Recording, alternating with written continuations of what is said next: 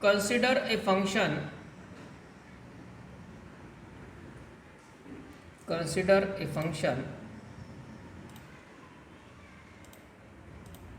f from a to b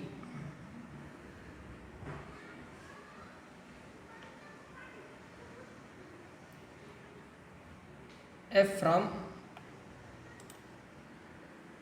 a to b.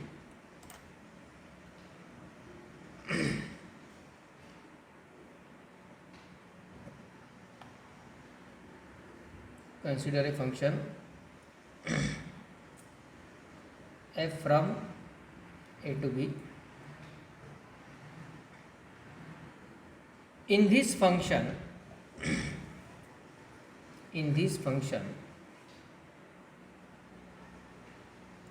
the elements of set A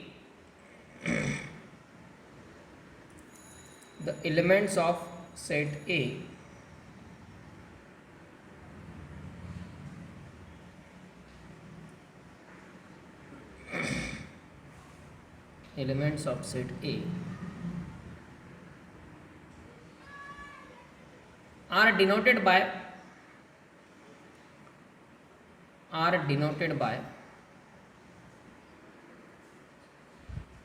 a variable x.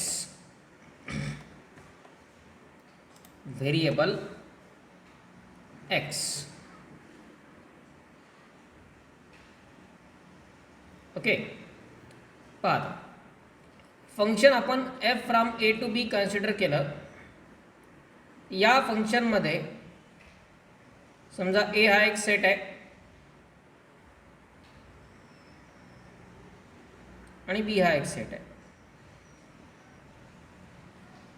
ए मध्ये elements आहेत suppose 1 2 3 4 5 6 7. बी मध्ये elements आहेत suppose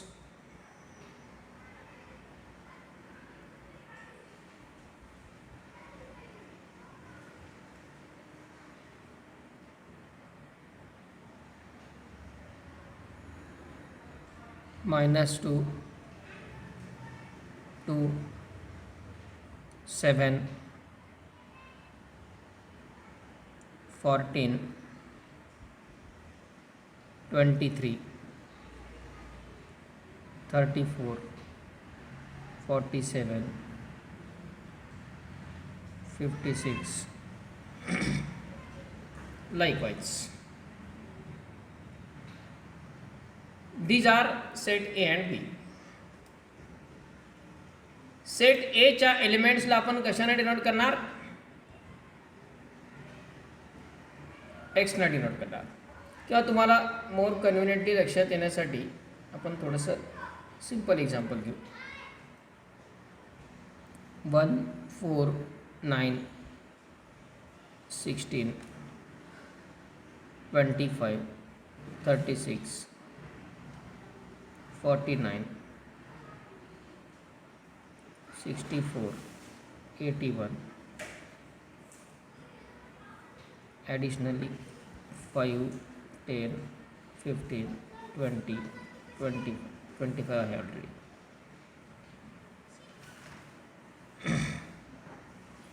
30 40 असे काहीतरी बी मध्ये किती असू शकतात एक्स्ट्रा, काही विषय नाही. ओके,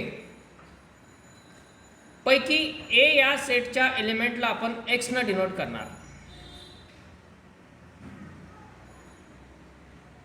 आणि बी या सेट मधल्या रिलेटेड एलिमेंट्सला वाय ने डिनोट केलं जातं.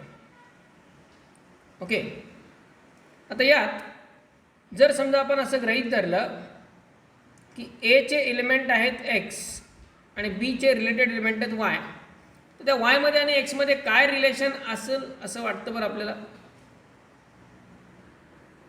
एलिमेंट पाहून?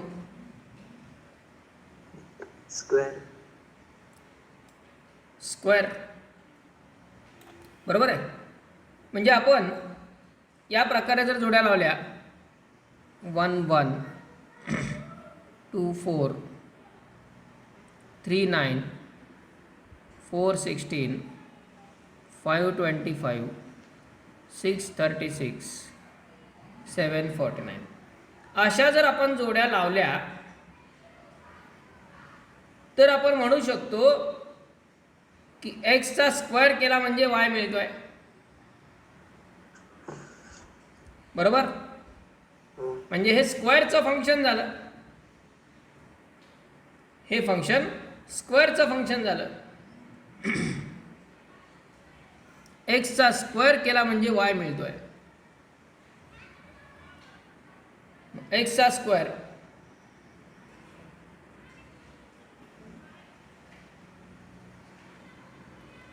Okay.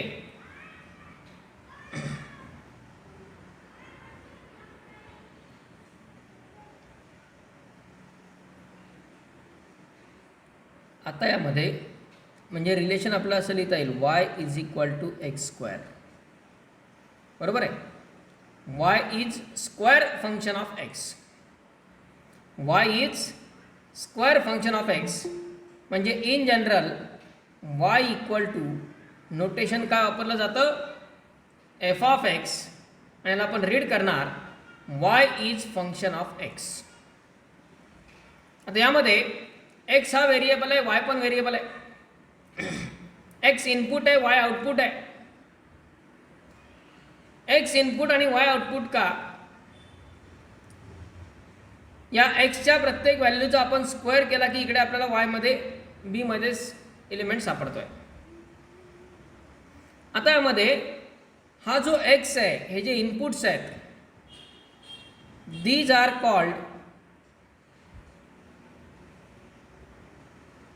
Independent. X is called independent variable. ह्या एक्सलाच काय म्हटलं जातं, इंडिपेंडंट व्हेरिएबल म्हटलं जातं. आणि वायलाच म्हटलं जातं डिपेंडंट व्हेरिएबल.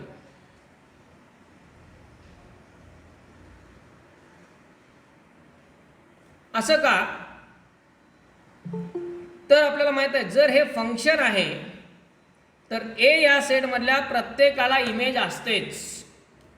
क्लिअर, जर ते फंक्शन आहे तर यातल्या प्रत्येकाला इमेज आहेच. म्हणजे आपण यातल्या कुणाचाही स्क्वेअर केला तर तो स्क्वेअर आपल्याला बी मध्ये सापडायलाच पाहिजे. म्हणजे ए च्या प्रत्येक एलिमेंटला करस्पॉन्डिंग बी मध्ये एलिमेंट सापडतोच, पण बी च्या प्रत्येकाला करस्पॉन्डिंग प्री इमेज आहे का ए मध्ये, नाही आहे. ह्या 64 तो कुणाचाच स्क्वेअर नाही आहे ए मधल्या. हा 30 तो पण ए मधल्या कुणाचा स्क्वेअर नाही आहे. हे सगळे लोक, हे सर्व बी मधले एलिमेंट तर आहेत पण त्यांना प्री इमेज नाही आहे. पण काय फरक पडत नाही, ते फंक्शन असतं. पण ए मधल्या कुणाला इमेज नाही आहे असं चालतं का, नाही चालत. याचा अर्थ आपण एक्सच्या जागी यातली कोणतीही व्हॅल्यू टाकली तरी वाय आपल्याला मिळणारच आहे. बरोबर, पण वायच्या जागी यातली कोणतीही व्हॅल्यू टाकली तर एक्स मिळेलच असं आहे का, नाही मिळणार. बरोबर, म्हणजे एक्सची आपण कुठलीही व्हॅल्यू यातली घेऊ शकतो, त्याचा स्क्वेअर केला की वाय मिळणारच आहे आपल्याला यामध्ये. पण वायची कुठलीही व्हॅल्यू घेतली की त्याला करस्पॉन्डिंग प्री इमेज इकडे मिळेलच असं आहे का, नाही. म्हणजे एक्स हा इंडिपेंडंट आहे कारण एक्सची आपण कोणतीही व्हॅल्यू घेऊ शकतो. पण वाय कोण घ्यायचा, हे एवढे सगळेजण आहेत वाय, त्यातला नेमका कोण घ्यायचा हे कशावर डिपेंड आहे, एक्सवर डिपेंड आहे. जर इथं एक्स 8 असता तर 64 पण घ्यावा लागला असता. जर इथे 9 असता तर 81 पण घ्यावा लागला असता. बरोबर, म्हणजे वाय कोण घ्यायचा आहे हे कशावर डिपेंड आहे, एक्सवर डिपेंड आहे. वायची व्हॅल्यू काय घ्यायची हे डिपेंड आहे एक्स वरती आणि त्यामुळं x is called independent variable and y is called dependent variable.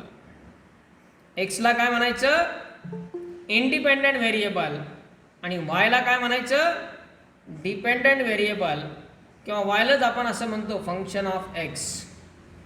y is function of x means y depends on x. y is function of x means y depends on x. The value of y depends on value of x. Okay, so here x is called independent variable and y is called dependent variable because the value of y depends on value of x. Value of y depends on value of x. Okay, so first statement you have written. पहिलं statement तुम्ही काय लिहिलंय in a function f from a to b the elements of set a are denoted by a variable x. बरोबर इथं पण लिहिले ना काय लिहिलं पहिलं वाक्य रीड करा एकदा read it.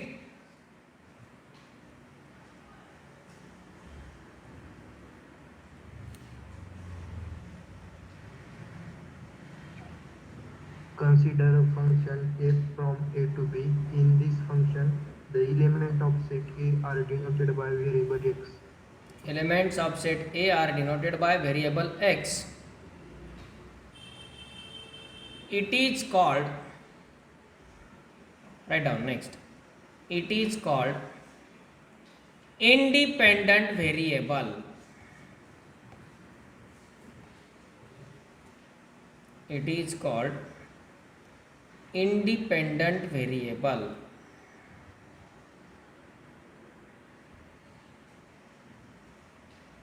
Independent variable.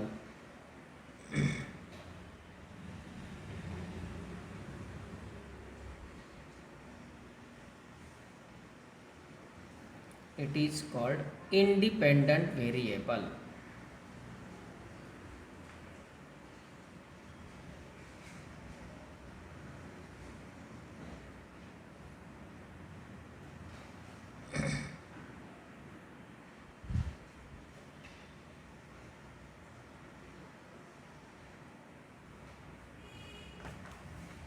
Full stop. Next line. The related elements of set B, the related elements of set B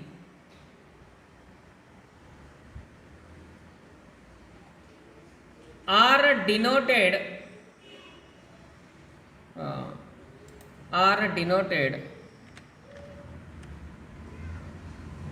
by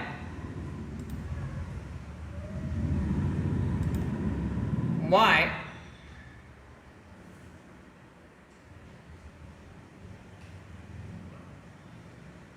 denoted by y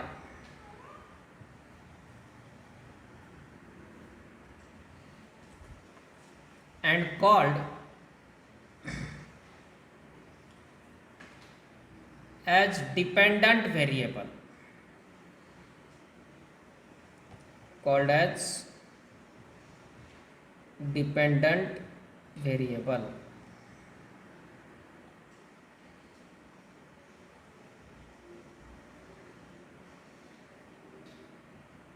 Called as dependent variable.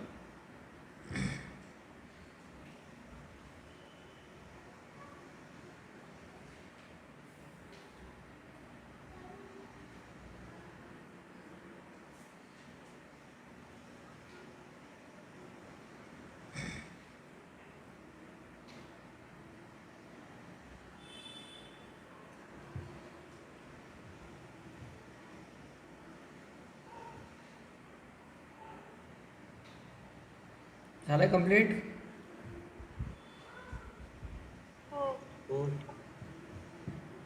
next line, y is also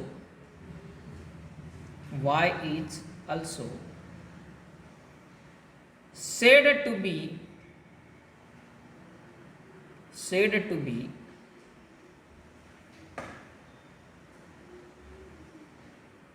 the function of x,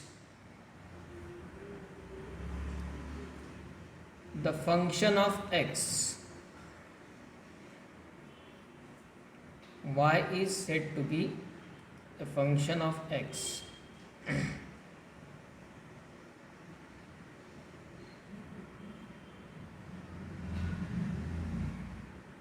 denoted as y equal to f of x, y equal to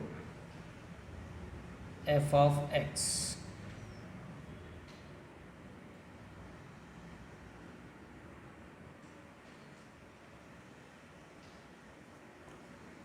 Full stop. In this function, point wise ला एक एक, in this function, हे महत्वाचं वाक्य, f of a means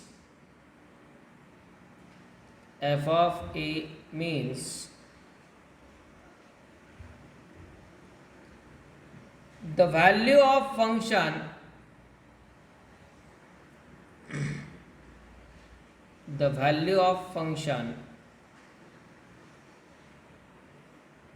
at x equal to a,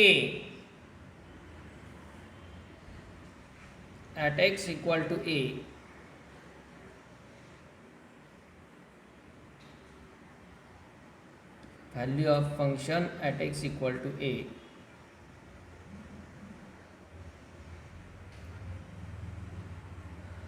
which can be calculated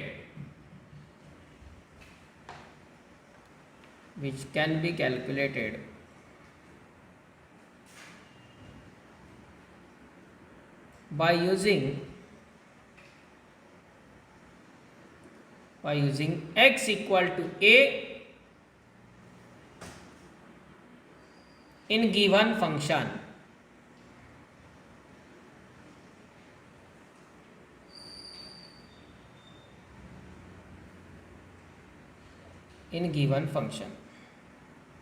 Full stop.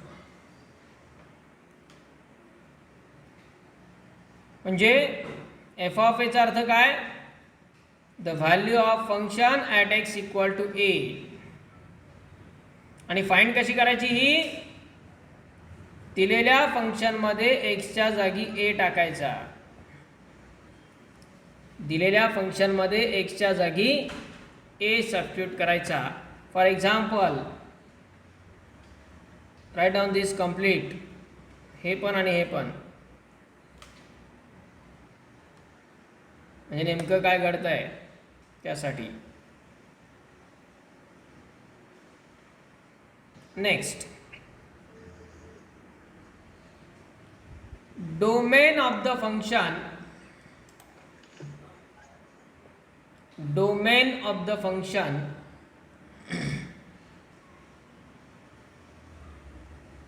y equal to f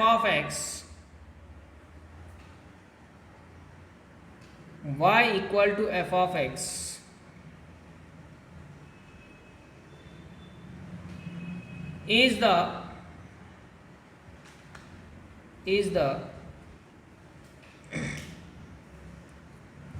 set of values of x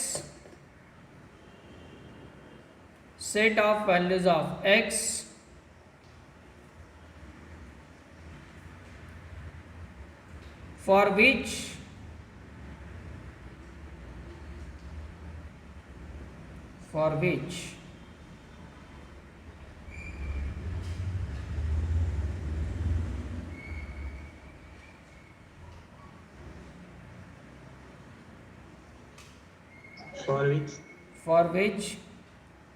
f of x exists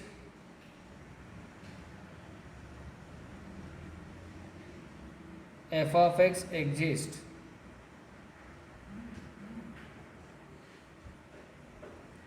or real valued f of x exists or real valued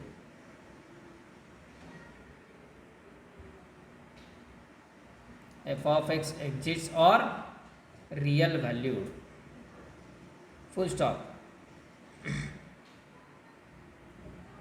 Next line, range of the function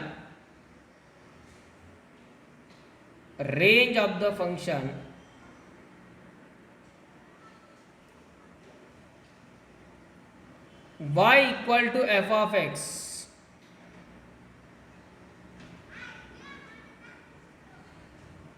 y equal to f of x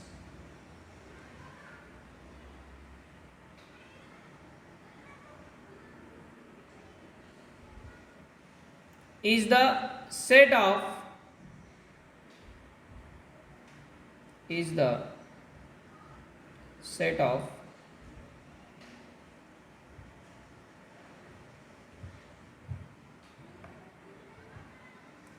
values of y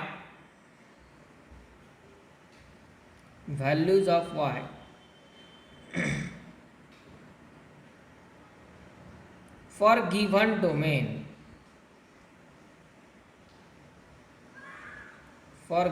domain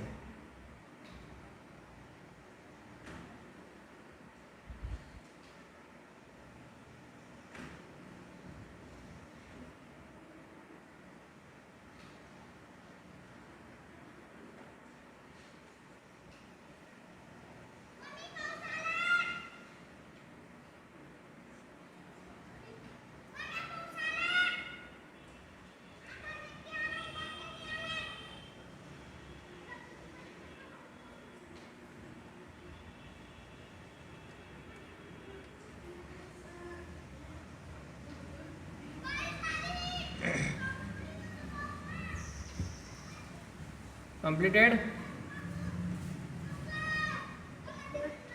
Yes. Range of the function y equal to f of x is the set of values of, काय लिहिलं तुम्ही, set of values of y for given domain, बरोबर आहे, हेच लिहिलं ना वाक्य, हो. Set of values of y for given domain. Okay,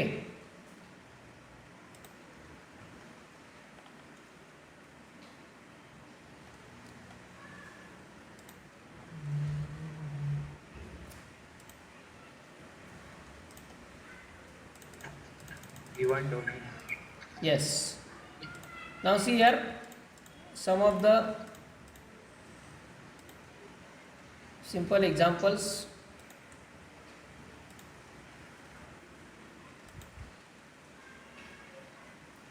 From this,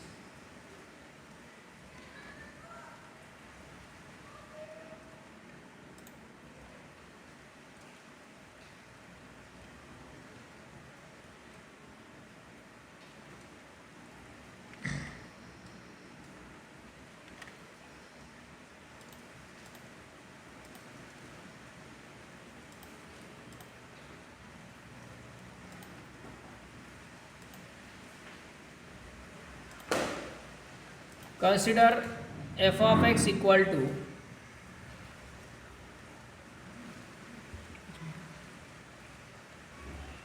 to X plus three, हे एक फंक्शन है f of x equal to 2x plus 3. Now what happens if x equal to 0?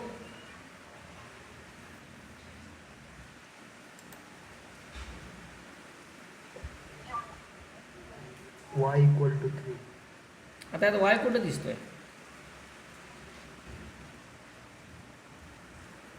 y नाही दिसत आहे. Notation काय दिलं आहे, F of x हे नोटेशन दिलं आहे, आपल्याला त्याच नोटेशनमध्ये लिहावं लागेल. 3. f of 0 equal to 2 into 0 plus 3, that is 3. 3. It is value of f of 0. He value कशाची आहे? f of 0 ची. ओके, म्हणजे इनपुट आहे 0, आउटपुट आहे 3. Machine takes input 0 and gives the output 3. Now what happens if x equal to 2?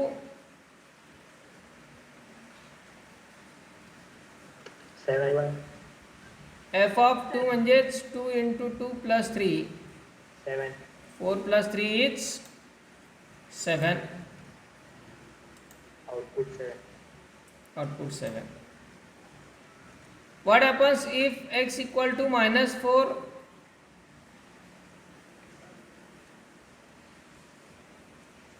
f of -4. Left side महत्वाची, आपण याला वाचतच नाही,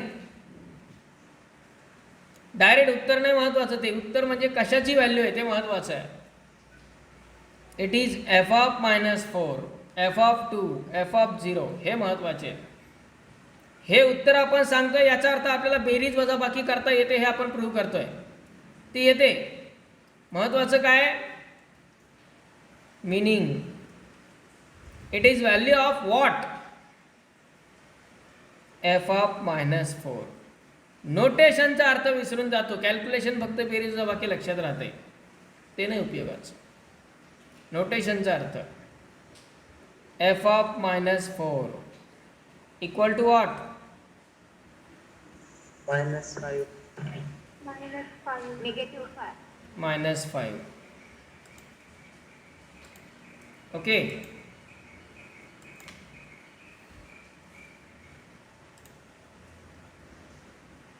म्हणजे प्रत्येक डिफरंट इनपुटसाठी आपल्याला डिफरंट आउटपुट मिळालं. डिफरंट इनपुटसाठी डिफरंट आउटपुट मिळालं.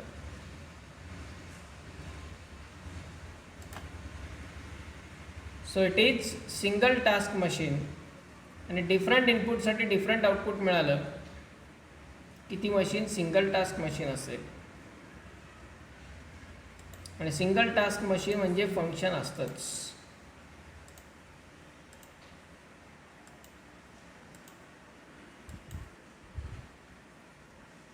ओके,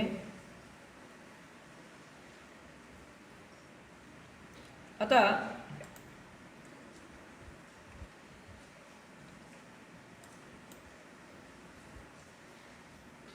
समजा एक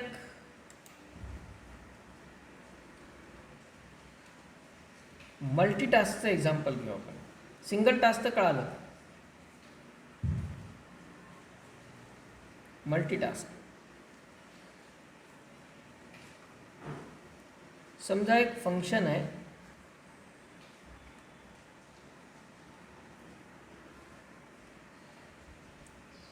g of x. ते डिफाईन असं केलं आहे, त्याची व्हॅल्यू एकतर 0 घ्यायची आहे किंवा 1 घ्यायची आहे. 0 कधी घ्यायची? when x is prime. आणि 1 कधी घ्यायची आहे?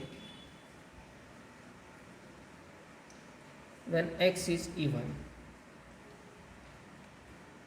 त्या फंक्शनला दोनच व्हॅल्यू आहेत, एक म्हणजे 0 आणि दुसरं म्हणजे 1. 0 कधी घ्यायची? या प्रकारे डिफाईन केलेले फंक्शन्स महत्त्वाचे आहेत, कारण मेनी टू 1 हे फंक्शन असतं, 1 टू मेनी हे फंक्शन होत नाही. 1 टू मेनी हे फंक्शन नसतं. म्हणजे एक्सची एक व्हॅल्यू टाकली, त्या एकाच व्हॅल्यूसाठी दोन व्हॅल्यू मिळाल्या असं होत नाही. पण एक्सच्या वेगवेगळ्या व्हॅल्यूजसाठी फंक्शनची व्हॅल्यू सेम मिळते, मेनी टू 1 हे पॉसिबल आहे. एक्स जेव्हा प्राईम असेल तेव्हा फंक्शनची किंमत 0 घ्या असं म्हणतायत, आणि एक्स जेव्हा इव्हन असेल तेव्हा फंक्शनची किंमत 1 घ्या असं म्हणतायत. म्हणजे समजा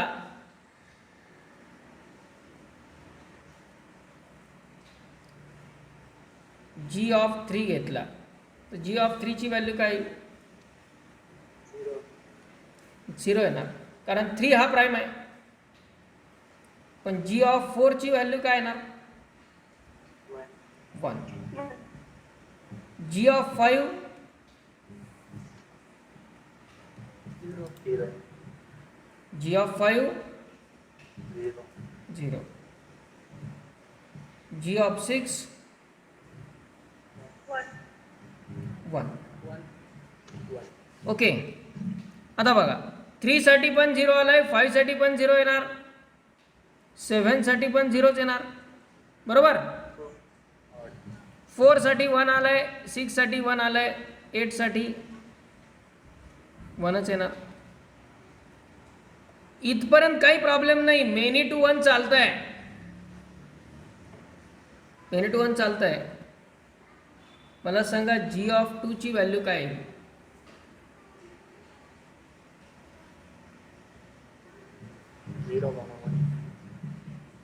जी ऑफ 2 ची व्हॅल्यू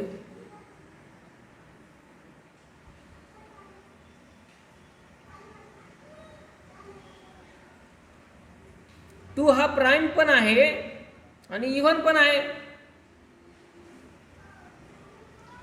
जर प्राईम गृहीत धरलं तर ही व्हॅल्यू घ्यावी लागते, इव्हन गृहीत धरलं तर ही व्हॅल्यू घ्यावी लागते. म्हणजे एका 2 या व्हॅल्यूसाठी 0 किंवा 1 दोन्ही पॉसिबल आहेत. म्हणजे ते 1 टू मेनी होत आहे, बरोबर आहे. आणि 1 टू मेनी हे कधी फंक्शन असतं का? नाही. म्हणजे हे फंक्शन होणार नाही. बाकीच्या एलिमेंटला काही प्रॉब्लेम नाही आला आपल्याला, पण 2 साठी प्रॉब्लेम येतोय. एकासाठीही प्रॉब्लेम नाही यायला पाहिजे, एकाही एलिमेंटसाठी प्रॉब्लेम नको आहे.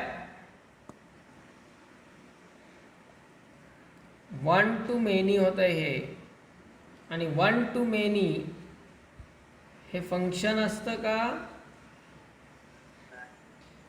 1 to many relation is never a function. 1 to many relation हे कधीही फंक्शन नसतं, आणि त्यामुळे हे फंक्शन नाही. It is not a function. Okay.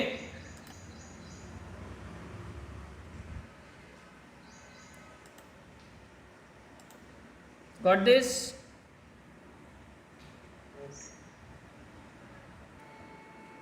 Domain and range यामध्ये आपण पाहिलं होतं की प्रत्येक मशीनला काही लिमिटेशन असतं इनपुट ॲक्सेप्ट करण्याचं. काही मशीन्स काही स्पेसिफिक इनपुटच ॲक्सेप्ट करू शकतात, बरोबर आहे. The set of all acceptable inputs of machine is called domain. मशीनच्या ज्या काही इनपुट्सला आपण यूज करू शकतो त्या व्हॅल्यूचा सेट म्हणजेच ॲक्सेप्टेबल इनपुटचा सेट. जसं आपण एक्झाम्पल काल पाहिलं मिक्सर, त्याच्यामध्ये आपण काय काय टाकू शकतो, कोणकोणते पदार्थ त्यामध्ये टाकू शकतो, त्यांचा सेट म्हणजे डोमेन. काही पदार्थ असे असतील की ते त्या मशीनमध्ये आपण नाही टाकू शकत, त्याच्यामुळे ती मशीन एक्झिस्ट होणार नाही, ती फंक्शनिंग होणार नाही त्या मशीनचं, ती मशीन काम करू शकणार नाही. It will not function. येते लक्षात? डोमेनचा अर्थ आपण मशीनसोबत कंपॅरिझन केला. आणि रेंज म्हणजे काय? The set of all resulting outputs is called range. त्या मशीनमध्ये आपण सगळे इनपुट जे काय ते टाकले 1 बाय 1, आणि त्यापासून मिळणाऱ्या आउटपुटचा सेट म्हणजे range. Okay. So domain is the set of all acceptable inputs and range is set of all possible outputs. Domain, set of all acceptable inputs, and range, set of all possible outputs. Domain म्हणजे एक्सच्या व्हॅल्यूजचा set आणि range म्हणजे corresponding वायच्या व्हॅल्यूजचा set. Okay,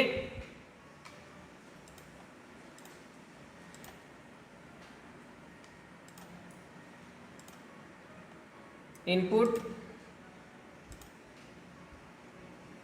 एक flour mill आहे. Flour mill माहिती आहे ना? Yes, flour mill गिरणी. त्यामध्ये आपण काही सॉलिड इनपुट त्याला दिलं, आउटपुट आपल्याला पावडरच्या फॉर्ममध्ये मिळेल. बरोबर आहे. आपण वेगळ्या प्रकारचं धान्य त्या फ्लोर मिलमध्ये टाकतो आणि त्यापासून आपला ते पावडर फॉर्ममध्ये मिळतं. त्या फ्लोर मिलचं त्याच्यावरती फंक्शनिंग होतं, वर्किंग होतं. आता नेमके कोणकोणते सॉलिड्स आपण त्यामध्ये टाकू शकतो त्याला लिमिटेशन आहे ना. तर गिरणी आहे म्हणजे काही टाकलं तर नाही चालत ना. काही टाकलं तरी पावडर होऊन बाहेर येईल असं होईल का? नाही, त्याला लिमिटेशन आहे. आणि प्रत्येक वेगळ्या इनपुटसाठी वेगळं आउटपुट मिळणार आहे. बरोबर आहे. आपण ज्वारी टाकली त्यामध्ये ज्वारीचं पीठ मिळेल, बाजरी टाकली बाजरीचं पीठ मिळेल, डाळ टाकली डाळीचं पीठ मिळेल. बरोबर आहे. प्रत्येक इनपुटसाठी वेगवेगळे आउटपुट मिळत आहेत. त्या सगळ्या इनपुटचा सेट म्हणजे डोमेन आणि त्या सगळ्या आउटपुटचा सेट म्हणजे रेंज. ओके, त्यानंतर आणखी एक्झाम्पल एक. आता फ्लोर मिल मध्ये आपण कपडे टाकले, क्लोथ, चालेल. जसे वॉशिंग मशीन मध्ये टाकतो तसे त्यात पण टाकायचे. काय फरक पडतंय भाऊ? काय होईल? मिळेल काय आउटपुट? नाही मिळणार. So clothes are not in the domain of that flour mill because it will not give any of the output. ठीक है.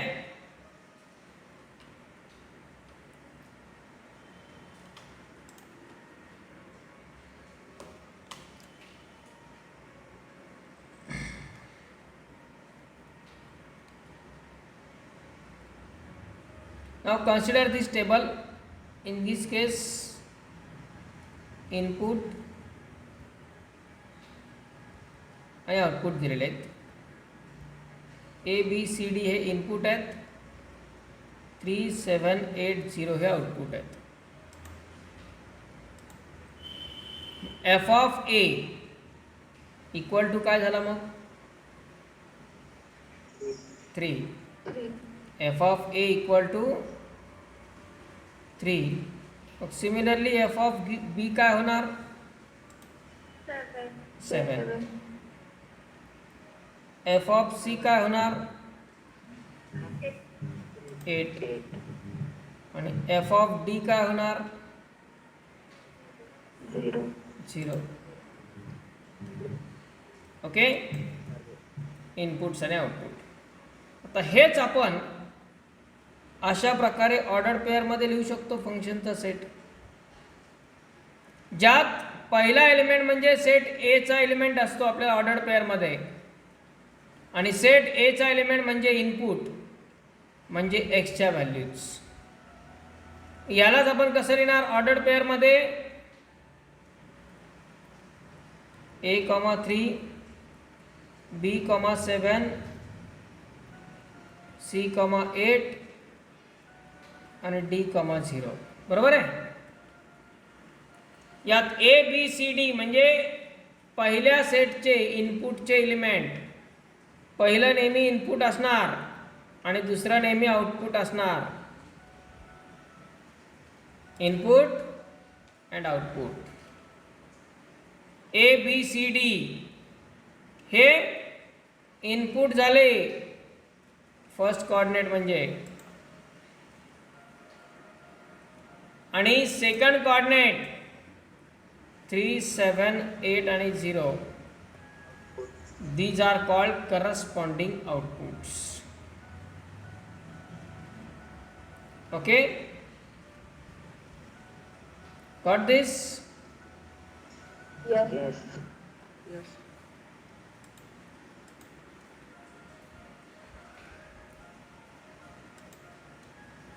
याच टेबलला आपण डायग्रामॅटिकली काढू शकतो एरो डायग्रामनी.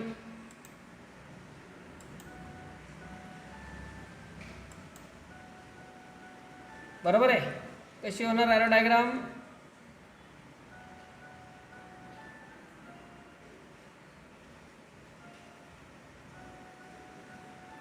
पहिल्या सेटमधले एलिमेंट्स ABCD, दुसऱ्या सेटमध्ये 3, 7, 8, 0. Now 1A is related with 3, B with 7, C with 8, and D with 0. 0. That is 1-to-1 function. बरोबर आहे.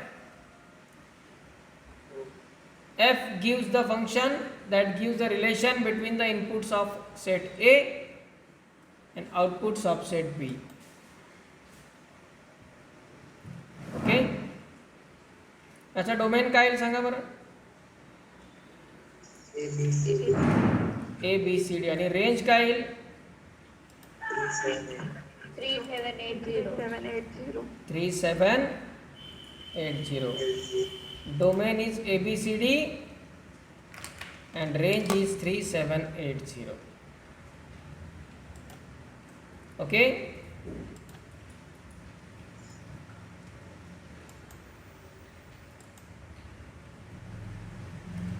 याच फंक्शनमध्ये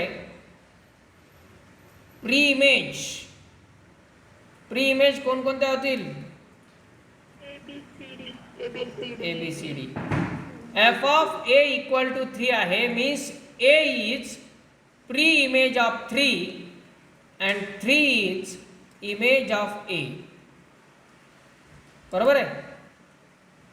A is pre image of 3 and 3 is image of A under function F. 3 is image of A under function F. Okay. F of B equal to आहे 7. F of B equal to 7 म्हणजे काय म्हणता येईल?